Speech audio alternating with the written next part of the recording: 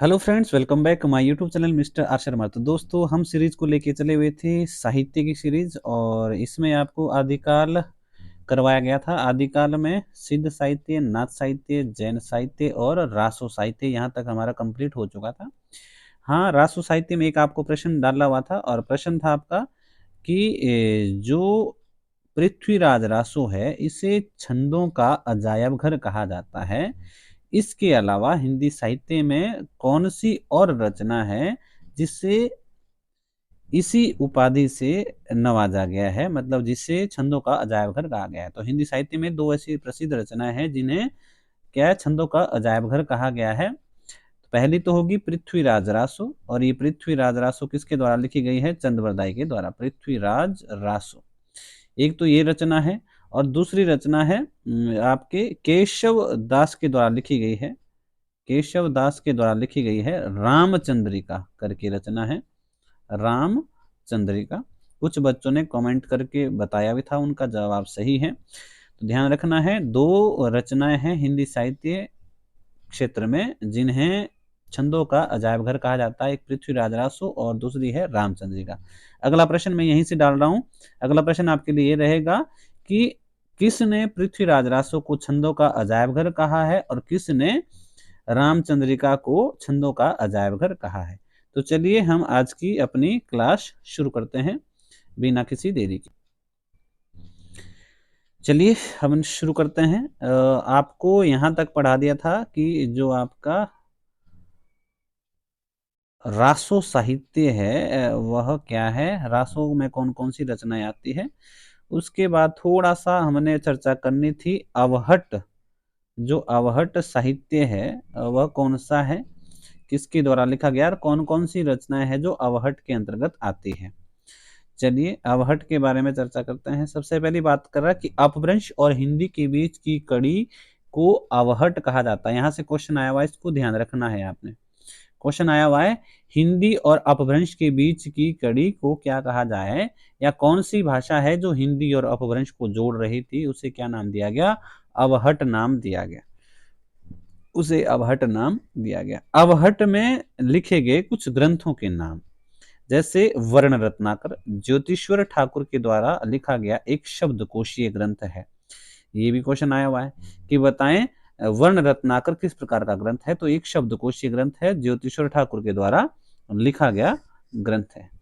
उसके बाद दूसरा ग्रंथ है उक्ति व्यक्ति प्रकरण। ये किसके द्वारा लिखा गया है? दामोदर पंडित के द्वारा लिखा गया है, और ये एक व्याकरण ग्रंथ है। तो ये दोनों की विधा आपने याद रखनी है, एक शब्दकोश है तो दूसरा व्याकरण ग्रंथ है। शब्दकोश कौन सा है?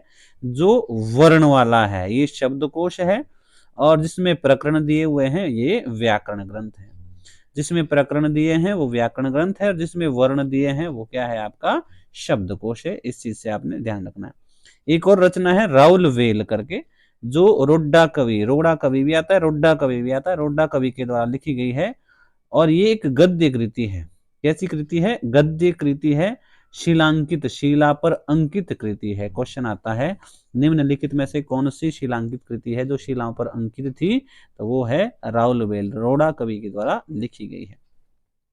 उसके बाद आपको पता है कीर्तिलता और कीर्तिपता का दो रचनाएं हैं जो विद्यापति के द्वारा लिखी गई है। ये भी अवहट की दोनों रचनाएं हैं।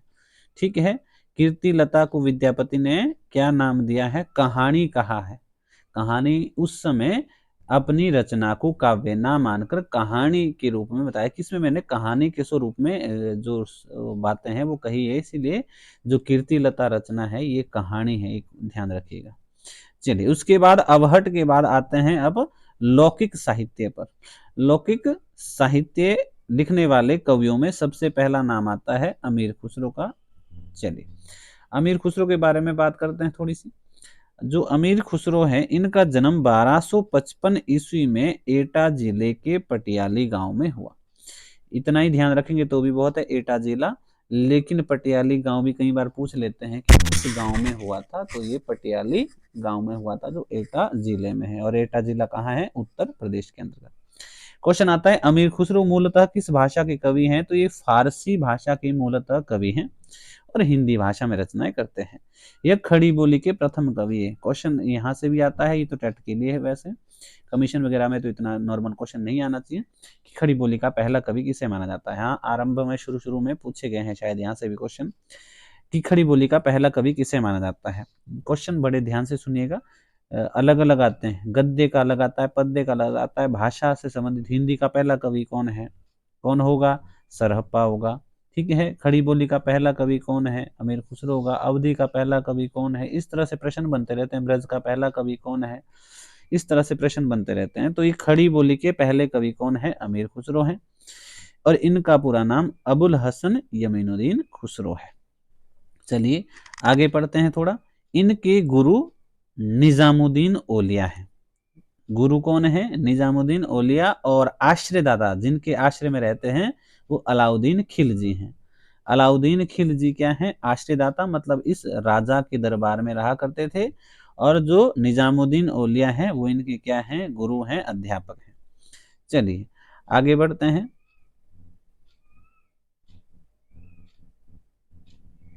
अगला जो इनका क्वेश्चन यहां से बनता है, इन्हें तबला और सितार का क्या माना जाता है, आविष्कारक माना जाता है। तबला और सितार का आविष्कारक माना जाता है। और ध्यान रखना है, यदि विकल्प में तबला और सितार दोनों हो और चुनना एक पड़े तो क्या चुनेंगे आप, सितार को चुनेंगे। और ये क्वेश्चन आ चुका है, ऑप्शन में दोनों भी थे, तबला, सितार, बांसुरी इत्यादि। तो इसमें किसको चुनेंगे, या फिर सितार को चुनेंगे, तबला नहीं। वैसे तबला और सितार के आविष्कारक अमीर खुसरो को माना जाता है, लेकिन अगर दोनों में से एक चुनना पड़े तो किसे चुनेंगे, सितार चुनेंगे। उसके बाद ये क्वेश्चन आ चुका है, अमीर खुसरो के ग्रंथ लगभग कितने माने गए हैं, तो 100 ग्रंथ इनके माने गए हैं। इन्होंने जो गीत और दोहे लिखे हैं वो किस भाषा में लिखे हैं, ब्रज भाषा में लिखे हैं। तो ये भी ध्यान रखना है, इन्होंने खड़ी बोली में भी लिखे हैं रचनाएं, और ब्रज भाषा में भी लिखे हैं। तो गीत और दोहे लिखे हैं ब्रज भाषा में। जो पहेलियां हैं, मुकरियां हैं, सुख और दो सुखने रचना है, यह लिखी है खड़ी बोली में। तो खड़ी बोली में क्या क्या लिखा है, जो पहेलियां लिखी हैं, मुकरियां लिखी हैं, और दो सुखन नाम से इनकी जो रचना है ये खड़ी बोली में लिखी गई है। और जो इनके गीत और दोहे हैं ये किस भाषा में लिखे गए हैं, ब्रज भाषा में लिखे गए। इनके उपनाम, तूती ए हिंद, तोता ए हिंद, तुर्क ए अल्लाह, ये इनके तीनों उपनाम है। तो ये भी आपने याद रखने हैं। तोता ए हिंद नाम से कौन प्रसिद्ध है। चलिए आगे बढ़ते हैं। अगले जो व्यक्ति हैं वो आएंगे विद्यापति जी। विद्यापति का जन्म 1352 ईस्वी में। जन्म कहाँ हुआ, बिहार के मधुबनी जिला में एक विप्सी नामक गांव है। ये विप्सी याद रखिएगा गांव का नाम। विप्सी नामक गांव में जन्म हुआ, जिला मधुबनी और बिहार के अंतर्गत। ये भी क्वेश्चन आ चुका है, विद्यापति मूलतः कौन से भक्त हैं, शिव भक्त हैं, शिव के उपासक हैं, शिव भक्त हैं। ठीक है, चलिए आगे बढ़ते हैं। इन्हें आदिकाल और भक्तिकाल का संधि कवि भी कहा जाता है, जिसने आदिकाल और भक्तिकाल को जोड़कर रचना करने का कार्य किया है। तो संधि कवि के रूप में किसको जो माना जाता है, विद्यापति को माना जाता है। हजारी प्रसाद द्विवेदी जी जो थे, उन्होंने इन्हें क्या कहा है, श्रृंगार रस का सिद्ध वाक कवि। श्रृंगार रस का सिद्ध वाक कवि। अब आप यहाँ देख रहे होंगे श्रृंगार, तो ये शुद्ध रूप में है, कोई इसमें गलत नहीं है। श्रृंगार वैसे तो ये वाला चलता है, ठीक है, श्रृंगार कैसे लिखेंगे, ये वाला चलेगा, इसके ऊपर बिंदी रहेगी, श्रृंगार। और यही रूप ऐसे लिखा जाता है, यही रूप कैसे लिखा जाएगा, इस तरह से लिखा जाएगा, श्रृंगार, ये भी इसी रूप में होगा। तो चलिए ये तो हो गया आपका कि इन्हें श्रृंगार रस का सिद्ध वाक कवि हजारी प्रसाद द्विवेदी ने कहा है। निराला जी, जो सूर्यकांत त्रिपाठी निराला हैं, इन्होंने विद्यापति की एक रचना है पदावली, उस रचना को इन्होंने नागिन की लहर कहकर संबोधित किया है। किसने, सूर्यकांत त्रिपाठी निराला ने इनकी मतलब पदावली जो रचना है इसे नागिन की लहर कहा है। अब जो इनकी रचना ये पदावली है, इस रचना के बारे में ही इन्होंने इसमें कृष्ण के पद लिखे हैं। तो उसके बारे में ही एक स्टेटमेंट आई थी शुक्ल जी की कि आध्यात्मिक रंग के चश्मे आजकल बहुत सस्ते हो गए हैं।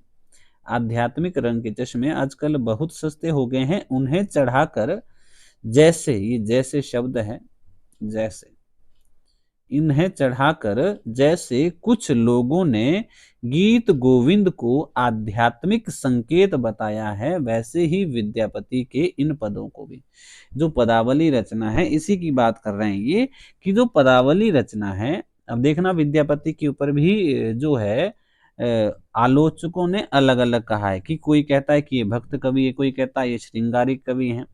तो इस तरह से बात चली है, तो ये कह रहे हैं कि जो विद्यापति हैं उनके पदों में कुछ लोग ऐसा कह रहे हैं कि वो आध्यात्मिक रचना लिख रहे हैं, आध्यात्मिक कहकर संबोधित किया है, मतलब रहस्यमयी। लेकिन शुक्ल कहते हैं कि आध्यात्मिक रंग के चश्मे आजकल इतने सस्ते हो गए, मतलब आध्यात्मिक इतनी ऐसी चीज लग रही है कि हर एक कवि में आपको आध्यात्मिक चीजें दिख रही है, जो कि नहीं है। तो जाहिर सी बात है शुक्ल ने आध्यात्मिक कवि या आध्यात्मिक की ओर संकेत नहीं मानते, भक्त कवि की ओर संकेत नहीं मानते। आगे कह रहे हैं कि विद्यापति जी किस श्रेणी की कवि हैं, इसको लेकर विद्वानों में मतभेद है। अब यहां देखिएगा श्रृंगारिक कवि, श्रृंगार शब्द गलत दिखा है ना, ये टाइप ही वैसा होता है। श्रृंगार आपको मैंने बार बार बता दिया कैसा लिखना है, श्रृंगार आप ऐसे शुद्ध लिखेंगे। ये कह रहे हैं श्रृंगारी कवि कौन कौन मानता है विद्यापति को? आचार्य रामचंद्र शुक्ल मानते हैं, राम कुमार वर्मा मानते हैं, राम वृक्ष बेनीपुर जी मानते हैं। तीन कवि ऐसे हैं, तीन आलोचक कवि प्रसिद्ध ऐसे हैं जिन्होंने विद्यापति को क्या माना है कि एक श्रृंगारी कवि है, भक्त कवि नहीं है। और भक्त कवि मानने वाले कौन है? हजारी प्रसाद द्विवेदी, श्याम सुंदर दास, इन्होंने इन्हें भक्त कवि कहा है। और जो जॉर्ज ग्रियर्सन है, जिसके ऊपर खास रूप से इन्होंने कटाक्ष मारा था, शुक्ल जी ने जो कटाक्ष मारा था कि आध्यात्मिक रंग के चश्मे आजकल इतने सस्ते हो गए हैं, ये जॉर्ज ग्रियर्सन इनको क्या है, रहस्यवादी कवि माना था।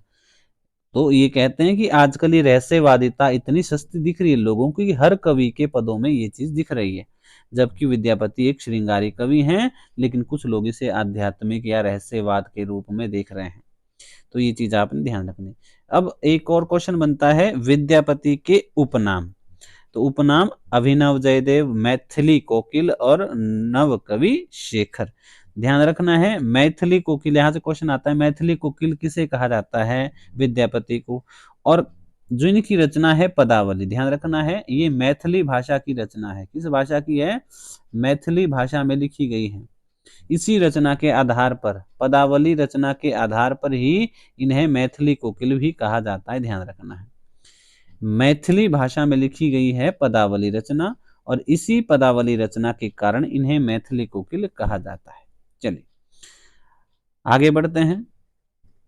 इनकी रचनाओं को लेकर प्रमुख रचनाएं मैथिली भाषा में पदावली है, संस्कृत भाषा में भू परीक्षा, भू परिक्रमा, गोरक्षा, गोरक्ष विजय और पुरुष परीक्षा। ये संस्कृत की रचनाएं इनकी संस्कृत भाषा में लिखी गई है। भू परीक्षा, भू परिक्रमा, गोरक्ष विजय और पुरुष परीक्षा। और अवहट में आपको बता दी है कीर्तिलता और कीर्ति पताका, ये दोनों रचनाएं अवहट भाषा में लिखी गई है।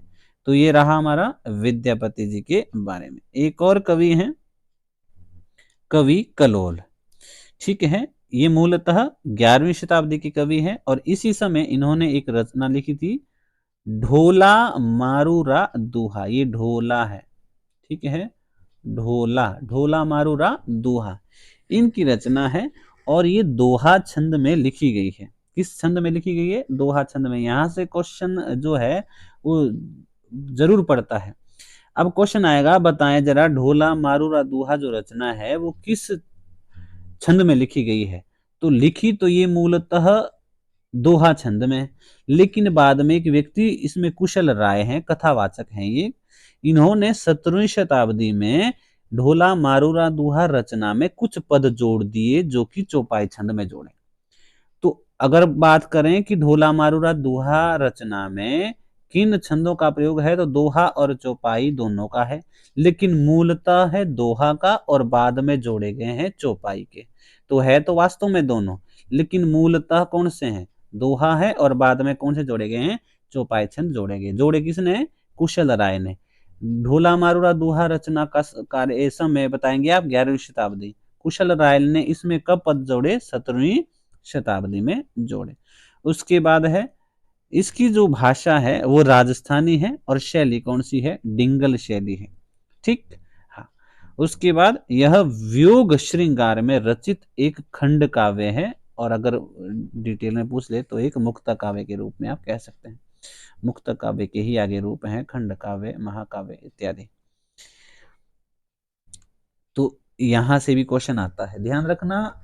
आदिकाल से क्वेश्चन तब भी आएगा चाहे आप कोई सा भी एग्जाम दें, चाहे आप टेट दो, चाहे आप कमीशन दो, चाहे आप इंटरव्यू में जाओ, कहीं भी जाएंगे आदिकाल से प्रश्न पूछे ही पूछे जाते हैं। तो इसका थोड़ा ध्यान रखना है। आदिकाल एक बार आप चाहे पुनः ये वीडियो सारी देख लें। हम एक जो अगली वीडियो बनाने वाले हैं, मैं कोशिश करूंगा कि उसमें आदिकाल से संबंधित क्वेश्चनिंग ही करूं। बाकी देखते हैं जैसा भी रहेगा, लेकिन फिलहाल एक मेरा प्रयास ऐसा रहेगा कि जो हमने वीडियो ये सारी बना दी है उससे संबंधित मैं एक बार आपको प्रश्न बनाऊं, ताकि देखते हैं आप लोग कितना पढ़ पाए हैं, कितना आपको याद रहा है। आदिकाल से संबंधित कुछ एक दो ग्रंथ और भी हैं, जैसे जयचंद प्रकाश और जयमयंक जस चंद्रिका, ये रचनाओं के नाम हैं। जयचंद प्रकाश और जयमयंक जस चंद्रिका।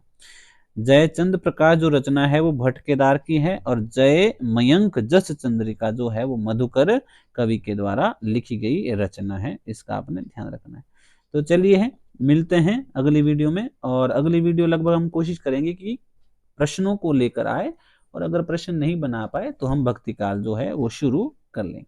ठीक है, तो चलिए अगली वीडियो तक जय हिंद, जय भारत। वीडियो को लाइक, शेयर, कमेंट जरूर करें, और अगर हो सके तो अपने जो है साथियों के साथ साझा जरूर करें।